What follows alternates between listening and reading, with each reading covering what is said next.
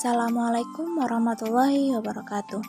Saya Nadia Permata, mahasiswa akuntansi dengan BP 1810531021.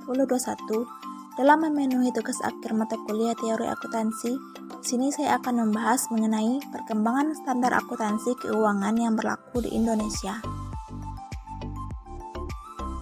Video kali ini kita akan membahas 3 subtopik utama, yaitu sejarah PSAK di Indonesia.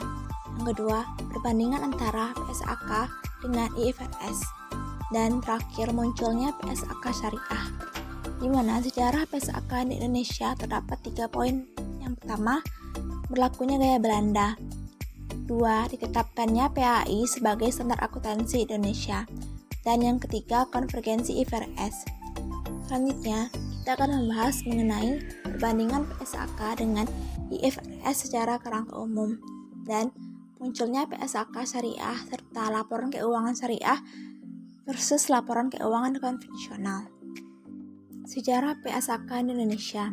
Sebelum kita membahas mengenai tahapan-tahapan perkembangan PSAK di Indonesia, kita akan membahas dulu pengertian PSAK.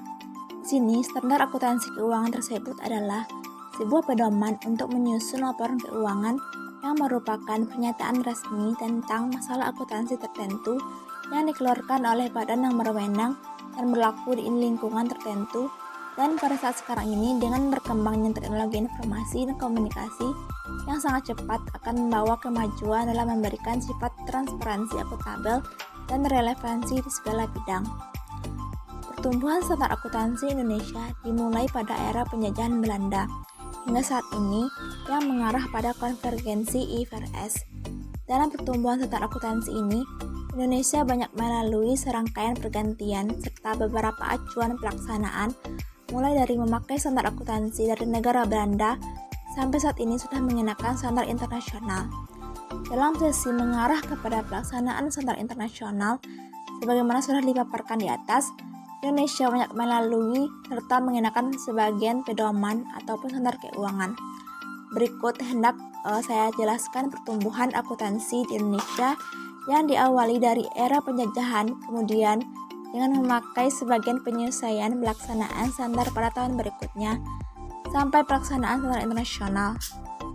Periode pertama dari sejarah standar akuntansi yang berlaku di Indonesia yaitu mulai berlakunya penerapan standar akuntansi Belanda di Indonesia selama masa penjajahan Belanda di Indonesia.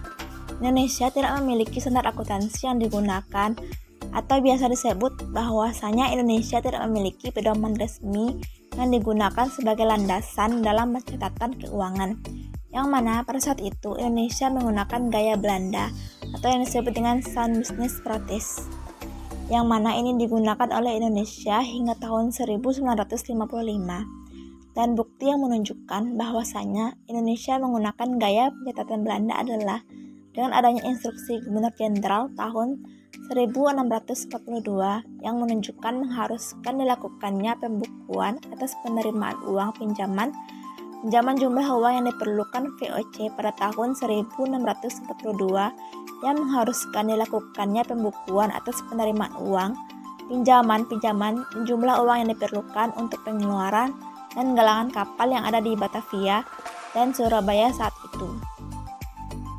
Periode kedua ialah Indonesia mulai mengikuti standar akuntansi Amerika yang dipelopori oleh IAI yang dikenal dengan PAI. PAI diresmikan selaku standar akuntansi Indonesia. Di akhir tahun 1955, Indonesia telah meninggalkan gaya pencatatan Belanda. Tapi Indonesia belum mempunyai standar akuntansi formal yang digunakan selaku acuan dalam pencatatan atau pembukuan atas pelaporan keuangan. Tahun 1974, dikarenakan pasar modal di Indonesia hendak lekas diajukan kembali, hingga IAI mendirikan komite yang diberi nama Komite Prinsip Akuntansi Indonesia ataupun Komite PAI, yang bertugas untuk melaksanakan kodifikasi prinsip serta standar akuntansi yang berlaku di Indonesia yang disatukan di dalam satu buku yang berjudul Prinsip Akuntansi Indonesia ataupun PAI yang menjalankan tugasnya hingga tahun 1994. Yang kemudian pada tahun 1994 IAI kembali melakukan revisi terhadap PAI 1984 dan melakukan kodifikasi kembali dalam sebuah buku yang diberi nama Komite Standar Akuntansi Keuangan atau Komite SAK per 1 Oktober 1994. Dan pada tahun 1998, komite tersebut diganti menjadi Dewan Standar Akuntansi Keuangan. Kemudian di akhir tahun 1994 atau dari 1995 hingga tahun 2010, SAK telah melakukan revisi sebanyak 6 kali. Periode ketiga ialah konvergensi PSAK ke IFRS. IAI sudah mencanangkan untuk melakukan program konvergensi IFRS yang hendak dilakukan secara keseluruhan pada tahun 2012, yaitu tepatnya pada tanggal 1 Januari 2012, yang mana skema mengarah konvergensi IFRS tersebut dapat dijabarkan dengan 3 tahapan, yaitu yang pertama, pada akhir tahun 2010, diharapkan seluruh IFRS bisa dijabarkan dalam PSAK di tahun 2011, yang mana di tahun ini ialah tahun penyiapan segala infrastruktur pendukung dalam mengimplementasikan PSAK yang telah mengadopsi IFRS. Pada tahun 2012 merupakan tahun pengimplementasian PSAK yang berbasis IFRS harus diterapkan ke seluruh industri yang mempunyai akuntabilitas publik di Indonesia. Sasaran konvergensi IFRS tahun 2012 adalah merevisi PSAK agar sesuai dengan IFRS versi 1 Januari 2009 yang berlaku efektif tahun 2011 sampai 2012, dan konvergensi IFRS di Indonesia dilakukan secara bertahap.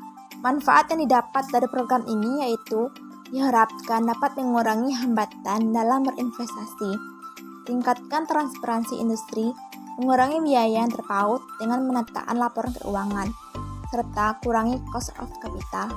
Sedangkan tujuan yang disajikan laporan keuangan berlandaskan sajikannya yang ada standar akuntansi keuangan. Cuma hendak membutuhkan sedikit rekonsiliasi buat menciptakan laporan keuangan bersumber pada IFRS.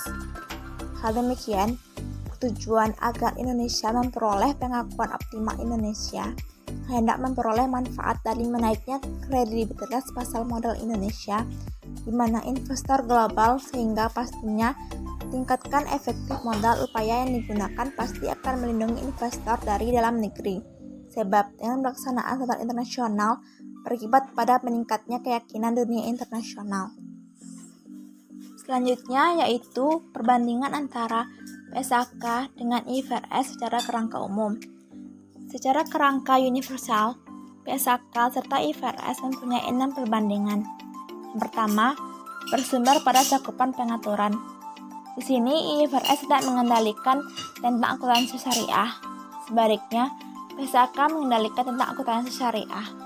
Yang kedua, kerangka dasar IFRS laporan keuangan. IFRS disajikan dengan basis true and fair. Sebaliknya, keuangan PSAK disajikan dengan basis fairly state. Serta ketiga ialah statement kepatuhan. Hendak standar pada IFRS, identitas wajib membuat statement eksplisit tentang kepatuhannya. Sebaliknya, hendak PSAK tidak wajib membuat statement atas kepatuhan. Yang keempat ialah prinsip ketepatan waktu pada IFRS. Tidak terdapat ketentuan spesial kapan kita wajib menyajikan laporan keuangan. Sebaliknya, pada PSAK disarankan untuk menyajikan laporan keuangan sangat lama 4 bulan sehabis bertepatan pada neraca. Yang kelima, basis standar. IFRS menganut standar akuntansi berbasis prinsip. Sebaliknya, PSAK menganut akuntansi berbasis ketentuan. Yang keenam ialah prinsip konservatif. Pada IFRS tidak lagi mengakui prinsip konservatif, tapi ditukar dengan prinsip kehati-hatian. Serta pada PSAK tiap-tiap mengakui prinsip konservatif. Selanjutnya kita akan membahas mengenai munculnya PSAK syariah di Indonesia dimulai dari sejarah PSAK syariah. PSAK IAI 59 sebagai produk pertama untuk identitas syariah yang juga merupakan awal dari ekstensi akuntansi keuangan syariah di Indonesia. Atau PSAK Syariah 59 ini disahkan pada tanggal 1 Mei 2002 yang berlaku mulai 1 Januari 2003 atau pembukuan yang berakhir tahun 2003, serta PSAK ini hanya berlaku hingga 5 tahun Dan juga PSAK 59 hanya berlaku untuk pedoman bagi perbankan syariah dan tidak bagi identitas syariah lainnya seperti koperasi, pengadaian sejenisnya. Maka Komite Akuntansi Syariah Dewan Standar Akuntansi Keuangan menerbitkan 6 PSAK yang berfungsi untuk semua lembaga keuangan syariah yang disahkan pada tanggal 27 Juni 2007 dan mulai berlaku pada tanggal 1 Januari 2008 atau pembukuan yang berakhir pada tahun 2008. Berikutnya kita akan membahas tentang laporan keuangan syariah versus konvensional. Pada perbedaan keuangan syariah dan konvensional ini terdapat 6 poin. Yang pertama, aktivitas. Laporan keuangan syariah menerapkan aktivitas meliputi kewajiban investasi tidak terkait serta ekuitas. Sedangkan pada laporan keuangan konvensional menerapkan aktivitas berupa utang, modal, dan juga terdapat penambahan investasi tidak terkait.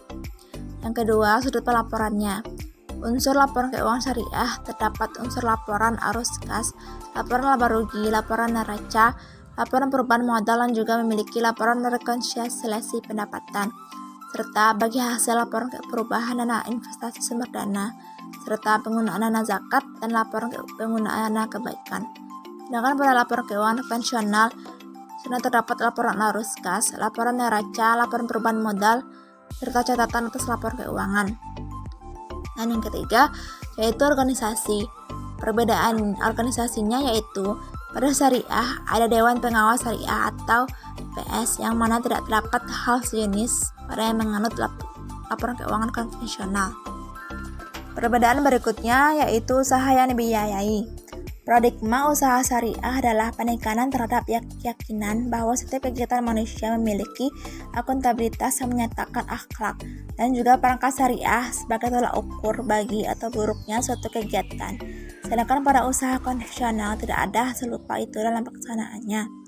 Yang kelima yaitu penyelesaian sengketa. Pada usaha syariah, semua masalah akan diselesaikan dengan menggunakan aturan dan hukum syariat Islam yang diatur oleh Badan Arbitrasi Muamalah. Sedangkan pada usaha konvensional menyelesaikan masalah akan diselesaikan pada pengadilan negeri. Yang terakhir adalah pos pembekuan syariah. Pada saat ini terdiri dari piutang muarabah, piutang usaha, piutang istisna, piutang qad. Sedangkan pada pos pembekuan konvensional tidak ada hasil serupa itu dan hanya ada terdiri dari nama pemilik akun piutang dagang. Baiklah, itulah pembahasan mengenai perkembangan standar akuntansi yang berlaku di Indonesia. Mohon maaf atas segala kekurangan dan kesalahan. Terima kasih atas perhatiannya. Sudah dengan Assalamualaikum warahmatullahi wabarakatuh.